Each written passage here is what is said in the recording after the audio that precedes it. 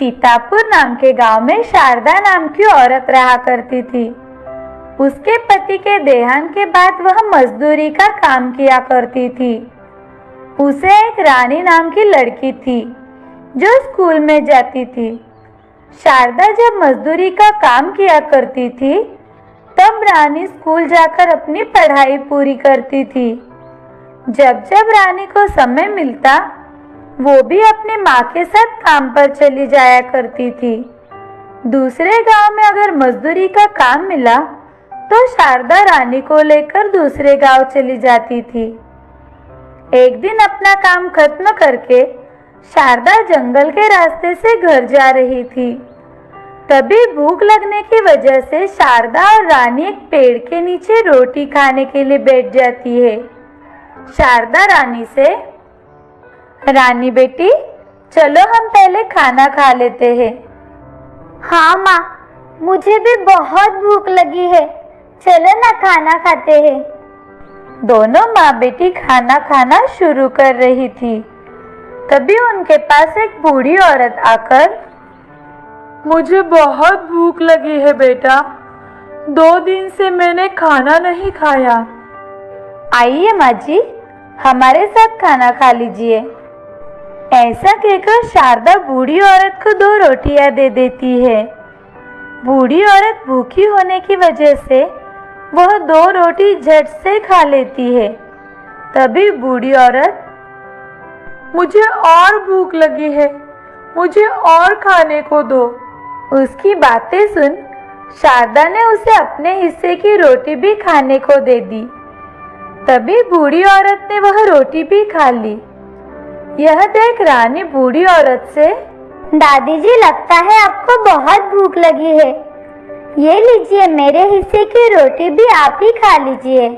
ऐसा कहकर रानी ने भी अपनी रोटियां बूढ़ी दादी को दे दी। बूढ़ी दादी ने रानी के हिस्से की रोटी भी खा ली। तभी बूढ़ी दादी शारदा से, क्या तुम्हारे पास इतनी ही रोटियां थी? देखिए माँ जी, मैं काम खत्म करके घर जा रही थी। हमने रास्ते में खाने के लिए सिर्फ 6 ही रोटियां लाई थी। अब खाने के लिए कुछ भी नहीं बचा। अगर आपको बहुत भूख लगी है तो माँ जी आप हमारे साथ हमारे घर चलो। मैं आपको हर रोज आपको जितनी रोटियां चाहिए उतनी बनाकर खिलाऊंगी। क्या तुम सच में मुझे जितनी रोटियां चाहिए उतनी बनाकर खिलाओगी? अपनी जबान से बदलना नहीं, समझी? माँ जी, मैं आपको जबान देती हूँ, आपको जितनी रोटियां चाहिए उतनी मैं आपको बनाकर खिलाऊंगी। बूढ़ी औरत उसकी बातें सुन जोर जोर से हंसने लगी और उसने एक बड़े राक्षस का रूप धारण कर लिया। तभी उस राक्षस को देखकर रानी बहुत डर गई और अपने माँ के पास जाकर खड़ी रह गई। शारदा डर गई थी, मगर उसने हिम्मत जुटाकर उस राक्षस से कहा, देखो मेरे कहे अनुसार मैं तुम्हें हर रोज रोटी खिलाऊंगी और जिस दिन मैं तुम्हें रोटी ना खिला पाई उस दिन मैं और मेरी बेटी अपने आप आकर तुम्हें सौंप देंगे। शारदा की बातें सुन राक्षस मान गई। शारदा और रानी अपने गांव लौट गए। तभी रानी शारदा से, माँ, तुमने बड़ी खूबी से उस राक्षस से हम दोनों को छुड़ा लिया। नहीं बेटी, मैंने उस राक्षस से झूठ नहीं बोला। मैं सच में कल से उसे रोटियां बनाकर लेकर जाऊंगी। मैंने उसे वचन दिया है। ठीक है माँ। दूसरे दिन शारदा ढेर सारी रोटियां बनाकर एक टोकरी में भरने लगी। रानी ने भी उसकी मदद कर दी और वो दोनों टोकरी उठाकर जंगल में लेकर गए। वहां राक्षस शारदा से, वाह क्या खुशबू है, कहाँ है मेरी रोटियां? लाओ जल्दी दो, मुझे बहुत भूख लगी है। ऐसा कहकर राक्षस टोकरी की सारी रोटियां खा गई और राक्षस शारदा से, मुझे हर रोज ऐसे ही गर्मा गर्म स्वादिष्ट रोटियां खिलाना, वरना तुम दोनों को मैं ऐसे ही खा जाऊंगी।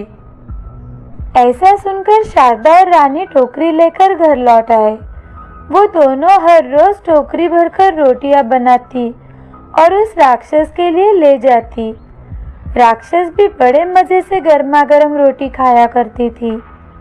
ऐसे ही कुछ समय बीत गया।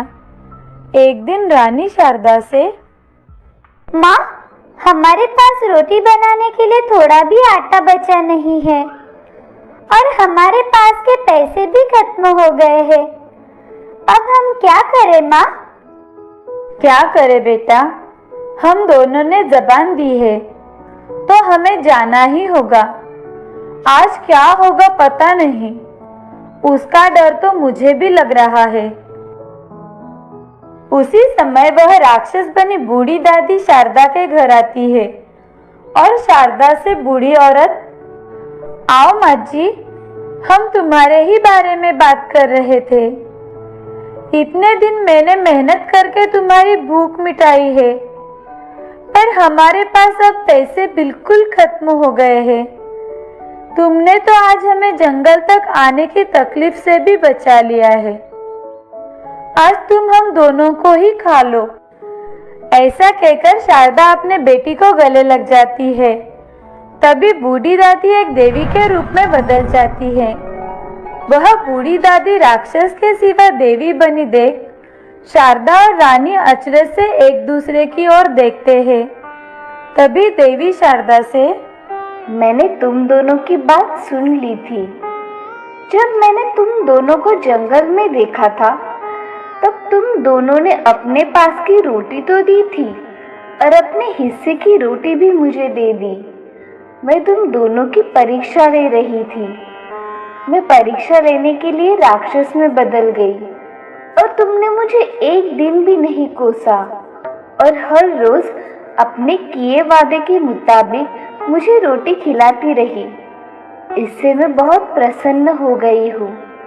मैंने तुम दोनों जैसा नेक इंसान आज तक नहीं देखा। तुमने मुझे खाना खिलाकर संतुष्ट किया। आज से तुम्हें किसी भी चीज की कमी नहीं होगी।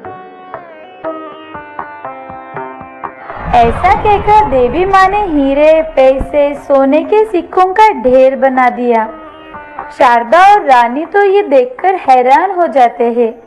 तभी देवी शारदा से, तुम अब अपनी पूरी जिंदगी अच्छी तरह से गुजार सकती हो। और हाँ, तुम्हारे ऊपर मैं एक और बड़ी जिम्मेदारी डालने वाली हूँ। ऐसा कहकर देवी माँ ने अपना हाथ घुमाया और वहाँ एक जादुई छड़ी आ गई। वो छड़ी देवी माँ शारदा को देकर, तुम इस छड़ी को जैसे ही गोल घुमाओगी, तब यहाँ ढेर सारी रोटियां तैयार होगी।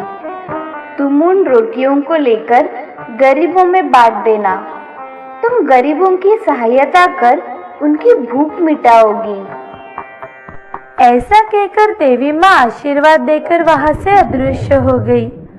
तभी शारदा ने कीमती हीरे, जवाहरात, सोने के सिक्के और पैसे अलमारी में रख दिए और कुछ पैसों से शारदा ने नया घर भी बनवाया और उसमें रहने लगी। अगले दिन से शारदा उस जादुई छड़ी की सहायता से रोटियां बनाने लगी और रानी उन रोटियों को एक टोकरी में भरने लगी।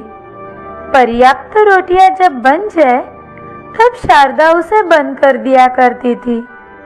शारदा वो रोटियां हर रोज गरीबों में बांटती थी और कुछ रोटियां मंदिर में भी दान किया करती थी। वो रोटियां बांटते बांटते अपना जीवन हंसी खुशी गुजार रही थी। इस कहानी से हमें ये सीख मिलती है कि जिंदगी में हमेशा सबकी मदद करनी चाहिए और भूखे की हमेशा भूख मिटानी चाहिए। कब हमारा नसीब चमक जाए ये हमें भी पता नहीं चलता। इसीलिए अच्छे कर्म करो, फल की अपेक्षा मत करो।